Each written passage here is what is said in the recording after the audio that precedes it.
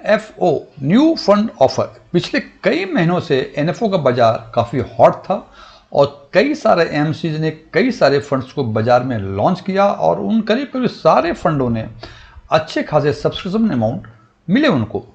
इसका मतलब इन्वेस्टर्स का अभी भी NFO के बाजार में काफ़ी भरोसा है। हालांकि पिछले कई सप्ताह से इस NFO के बाजार में थोड़ी नरमी आई है और आज के दिन में केवल 5 फंड ऐसे हैं जो बाजार में आज NFO के लिए खुले हुए हैं और उसमें सबसे नया फंड है UTI इनोवेशन फंड और आज हम चर्चा करेंगे इसी UTI इनोवेशन फंड की।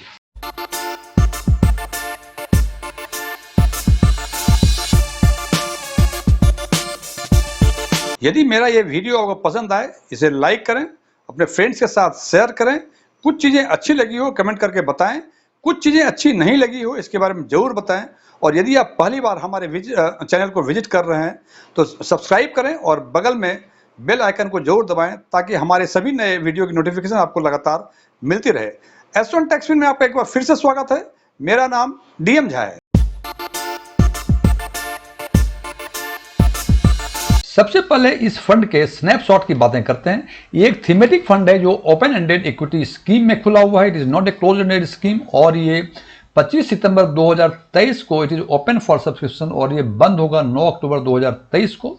इसका अलॉटमेंट NFO क्लोज होने के बाद यानी 9 अक्टूबर के बाद 5 वर्किंग डेज के अंदर इनका यूनिट्स का अलॉटमेंट हो जाएगा और ये फिर रीओपन होगा 18 अक्टूबर 2023 को। इसका registrar and transfer agent KFin technology है। इसका जो बेंचमार्क है वो निफ्टी 500 TRI है और जैसे हर फंड्स में होता है इसमें प्लान और ऑप्शन, डायरेक्ट प्लान और ग्रोथ प्लान है और ऑप्शन है regular and IDCW। Regular and IDCW means income distribution come withdrawal और इसकी एंट्री लोड 0% है ये सभी फंडों में है और एग्जिट लोड यदि 1 साल के अंदर 1 साल के इन्वेस्टमेंट के 1 साल के अंदर यदि विड्रॉ करेंगे या रिडीम करेंगे तो आपको 1% एग्जिट लोड के चार्ज लगेंगे और इन्होंने एस्टिमेट किया है इनका total equity total expenses ratio it is around 2.5%। अब यदि इनके इन्वेस्टमेंट अमाउंट की यदि बातें करें, यदि हम लमसम की बातें करें तो मिनिमम इन्वेस्टमेंट का 5,000 रुपए है और 5,000 से बाद 1 रुपए के मल्टीपल में आप इन्वेस्ट कर सकते हैं। It is the initial investment और इनिशियल इन्वेस्टमेंट के बाद if you want to have any additional investment तो कम से कम आपको 1,000 रुपए इन्वेस्ट करने पड़ेंगे और उसके बाद 1 रुपए के मल्टीपल में आप इन्वेस्ट कर सकते हैं।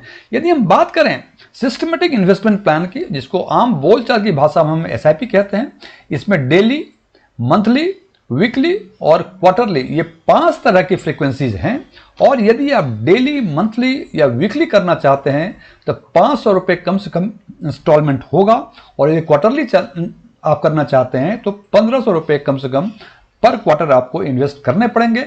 और इसमें कुछ सुविधाएं हैं जैसे आप SIP जो है किसी डेट का सिलेक्ट करते हैं 1 तारीख से लेके उस महीने की आखिरी तारीख तक और इसमें स्टेप अप की भी फैसिलिटी है और इसके अलावे कुछ और सुविधाएं इसमें हैं जो आप उसके UTI इनोवेशन फंड के KIM या SID में जाके देख सकते हैं।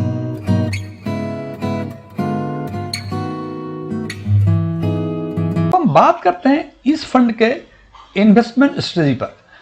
इनका 80% जो एसेट्स होगा, जो 80% फंड्स होंगे वो इन्वेस्ट करेंगे assets in the company following growth and innovation. इसमें 2 चीजें रखा है कि वो कंपनी जो ग्रोथ ओरिएंटेड होंगी और वो कंपनी जो इनोवेशंस होंगी। और ये जो ग्रोथ कंपनी और इनोवेशन कंपनीज में जो अपना इन्वेस्टमेंट करेंगे it is not in one sector और one cap, means it is across the sector और अक्रॉस द कैप।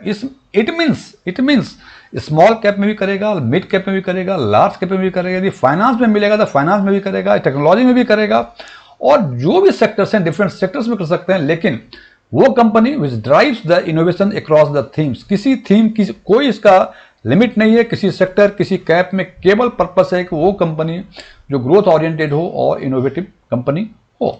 और ये फंड ये फोकस करता है 3 चीजों पर, that is TID, the first one is technology, the second is innovation and third is Disruption means disruption. It's a very important aspect that this fund has adopted. Disruption means इनका जो ये है कि ये डिस्टर्ब करेंगे incumbents in their own domain. It means कोई particular domain में कोई स्ट्रॉन्ग प्लेयर है तो वो कोशिश करेंगे उसी स्ट्रॉन्ग प्लेयर के जो मार्केट शेयर्स हैं वो एक्वायर करे और उसको डिस्टर्ब।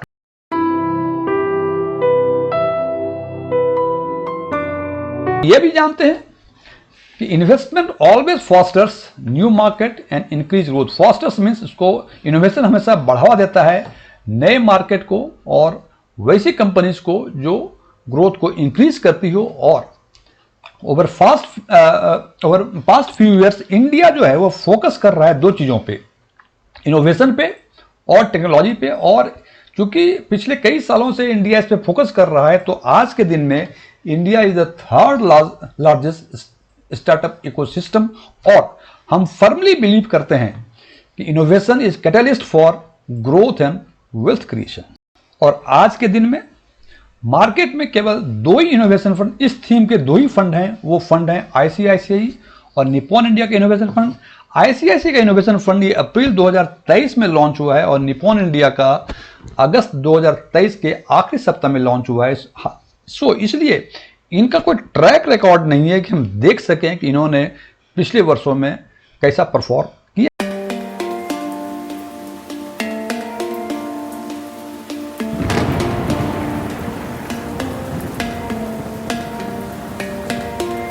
कुछ रिस्क फैक्टर्स के बारे में बात करें, क्या क्या रिस्क इसमें संभावनाएं हैं। पहला, इनोवेशन थीम अपने आप में एक डिबेटेबल फैक्टर है। Innovation theme it may be innovative for you, it may not be for other persons, so it is a debatable factor। और जब भी innovations होते हैं उसके साथ हमेशा रिस्क होता है और some risk can result into failure। कुछ रिस्क ऐसे हैं जो फेल्योर हो जाएंगे, जैसे ही फेल्योर करेंगे that will deteriorate, that will affect the company's profitability and its reputations as well।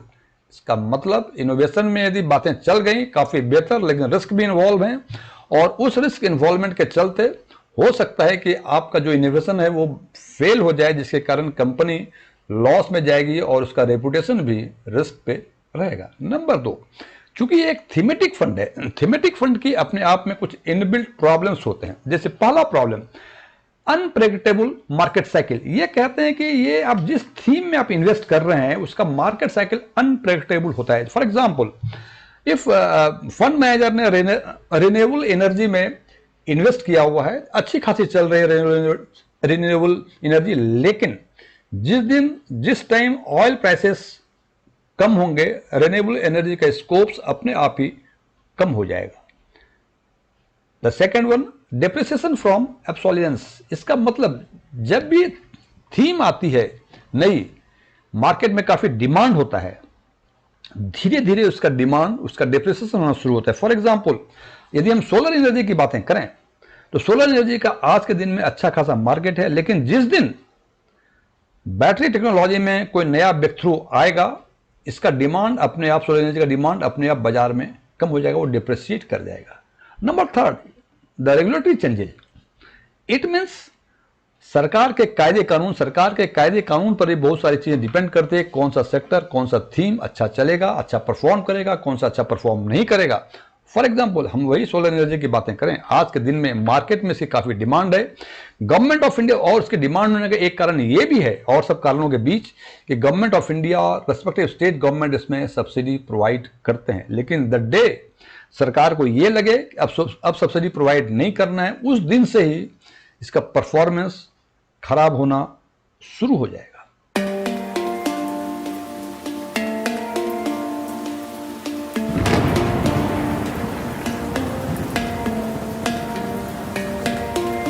अब बात करते हैं कुछ अदर फैक्टर्स की, जैसे there is no way to check the performance. ये इस तरह का फंड एक नया फंड है, इसका कोई हिस्टोरिकल डाटा अवेलेबल मार्केट में नहीं है। हालांकि ये सही नहीं है कि हिस्टोरिकल डाटा के हिसाब से कोई जरूरी है कि आगे भी वो परफॉर्मेंस रिपीट करे, लेकिन for measurement of any performance और for estimation of any performance historical data is very important. और इस केस में इस म्यूचुअल फंड का हिस्टोरिकल डाटा कोई अवेलेबल नहीं है। नंबर 2, ये एक नया प्रोडक्ट है, नया प्रोडक्ट के साथ कई सारी समस्याएं, कई सारे फैक्टर्स इन्वॉल्व होते हैं। It depends on the demand level, इसका डिमांड लेवल कितना है, जिस इनोवेटिव कंपनी में आप इन्वेस्ट कर रहे हैं उसका डिमांड कितना है, उसकी प्राइसिंग कितनी है, उसकी कंपिटिटिव डायनेमिक्स क्या है। अब हम बात करेंगे इसके कंक्लूजन की, लेकिन कंक्लूजन के पहले जैसा मैं बार बार कहता हूं, एनएफओ सस्ता कभी नहीं होता। एनएफओ में पार्टिसिपेट तभी करना चाहिए जब उसमें कुछ नई फीचर्स, नई ऑफरिंग हो। अब जहां तक इस एनएफओ का सवाल है, इसमें कुछ नए फीचर्स हैं, लेकिन नए फीचर्स के साथ साथ इसमें रिस्क भी उतना ही इन्वॉल्व है। तो यदि आप खतरों के खिलाड़ी हैं, ये फंड आपके लिए बेहतर है। आपको कुछ नई फीचर्स, नई ऑफरिंग्स हैं इसमें, लेकिन यदि आप रिस्क एवर्स हैं तो it is better to keep yourself away from this NFO. इसका मतलब यदि आप खतरों के खिलाड़ी हैं, आप खतरा लेके कुछ नई चीज पा सकते हैं, पाने का मादा रखते हैं, तो you can have this, you can participate in this NFO.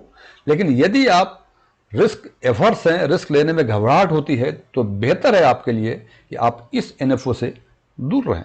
Thank you.